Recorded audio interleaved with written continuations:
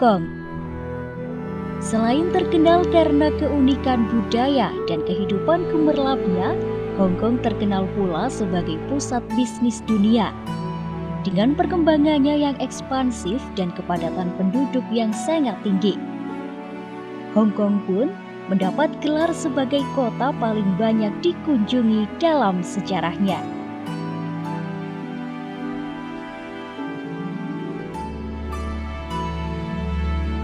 Penduduk awal di Hong Kong sekitar milenium kedua sebelum Masehi diperkirakan datang dari Cina bagian utara. Orang Kanton mulai menetap di daerah itu sekitar 100 tahun sebelum Masehi, kemudian datang orang Hakka, dan pada pertengahan abad ke-17 orang Hoklo juga mendatangi Hong Kong. Hong Kong juga menjadi tempat perjuangan terakhir antara dinasti Ming dan Qing yang dipimpin oleh orang-orang Manchu. Sebelum Inggris tiba dan menguasai Hong Kong pertengahan abad ke-19, Pulau Hong Kong hanya dihuni oleh populasi nelayan kecil dengan beberapa pemukiman. Tidak memiliki tanah subur dan air tawar, bergunung-gunung dan terkenal sebagai tempat perompak yang kejam. Setelah Perang Opium pertama pada 1839 sampai 1842, Pulau Hong Kong diserahkan ke Inggris lewat Perjanjian Nanjing. Kurang dari 20 tahun kemudian setelah Perang Opium kedua pada 1856 sampai 1860, Cina dipaksa untuk menyerahkan semenanjung Kowloon di selatan yang sekarang disebut Boundary Strait dan Pulau Pemotong Batu oleh Konvensi Beijing pada 1860. Dengan Konvensi 1898, wilayah baru bersama 235 pulau disewakan ke Inggris selama 99 tahun sejak 1 Juli 1898. Dengan perluasan wilayah ini, populasi Hong Kong melonjak menjadi 120.000 pada tahun 1861 dan menjadi lebih dari 300.000 pada akhir abad 19.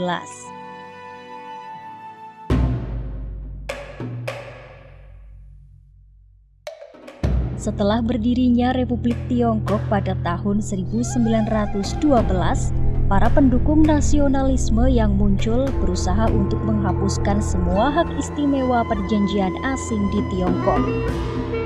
Boikot terhadap barang-barang asing sangat merugikan Inggris yang saat itu sudah mapan di Cina. Kampanye tersebut segera menyebar ke Hong Kong, di mana pemogokan pada tahun 1920-an menyebabkan agitasi. Ketika Perang Tiongkok-Jepang pecah pada tahun 1937, Hong Kong sekali lagi menjadi tempat perlindungan. Selama bertahun-tahun perang, perdagangan Hong Kong sangat terganggu.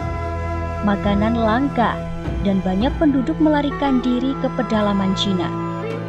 Populasi yang berjumlah 1.600.000 pada tahun 1941 berkurang menjadi sekitar 650.000 pada tahun 1945 ketika Jepang menyerah.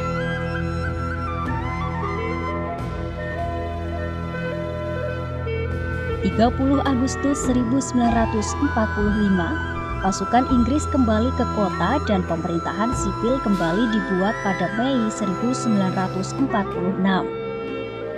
Sementara, ratusan ribu orang Cina dan orang asing kembali dari daratan pedalaman Cina dan mereka segera bergabung dengan pengungsi ekonomi dan politik dari Cina yang melarikan diri dari sipil. Hong Kong memulai kebangkitannya atas dasar berbasiskan industri ringan seperti tekstil yang didirikan oleh kapitalis imigran dan menyediakan lapangan kerja yang dibutuhkan. Tapi, karena sebagian besar pembangunan bergantung pada tenaga kerja yang dibayar murah, kerja keras dengan kondisi kerja yang sangat buruk, perselisihan perburuhan, dan ketidakpuasan sosial mulai menyebar pada awal 1960-an.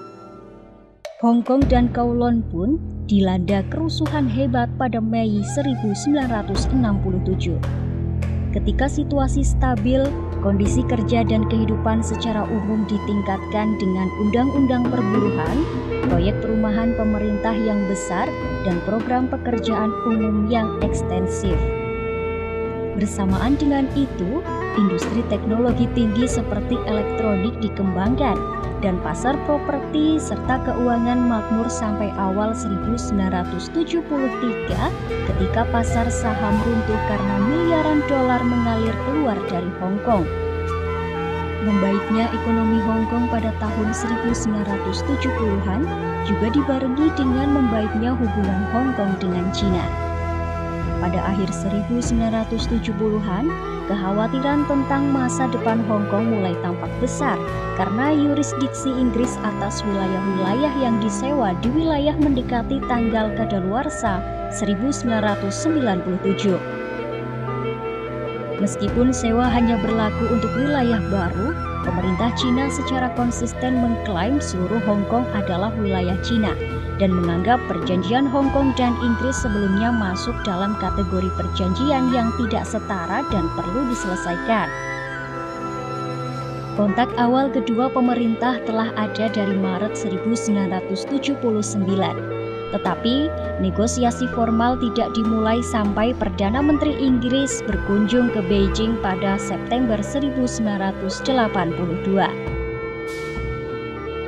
Negosiasi berlanjut selama 2 tahun.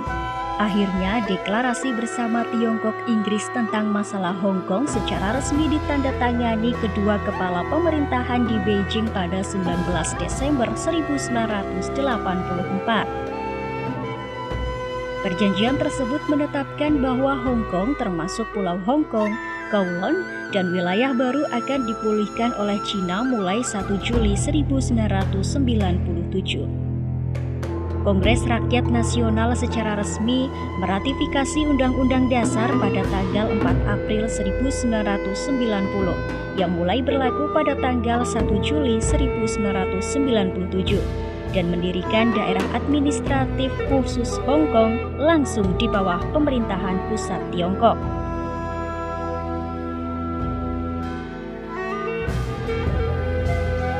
Hong Kong secara berkala mengalami keresahan politik ketika warganya melakukan reformasi demokrasi atau ketika mereka merasa otonomi mereka terancam.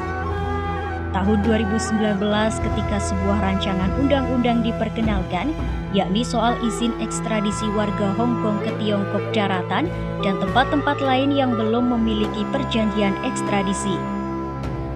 RUU itu dikhawatirkan banyak orang akan digunakan untuk mengintimidasi mereka yang kritis terhadap pemerintah daratan, sehingga memicu unjuk rasa dan pawai selama berbulan-bulan.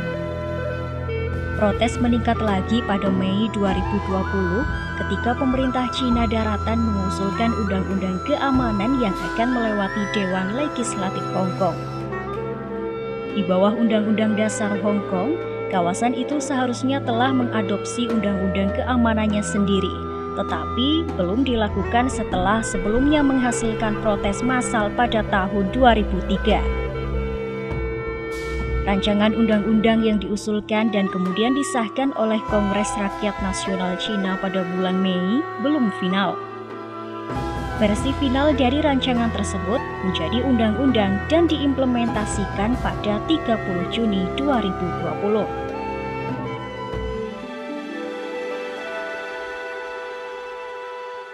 Hong Kong, daerah administratif khusus Cina yang berawal dari kumpulan desa nelayan dan pertanian. Cina menjanjikan bahwa kebijakan satu negara dua sistem akan kadaluarsa pada tahun 2047. Kebijakan tersebut diterapkan secara konsisten sehingga kestabilan politik tetap terjaga. Kini, Hong Kong telah tumbuh menjadi pusat keuangan, perdagangan, pelayaran, logistik, dan pariwisata internasional di kawasan Asia Pasifik.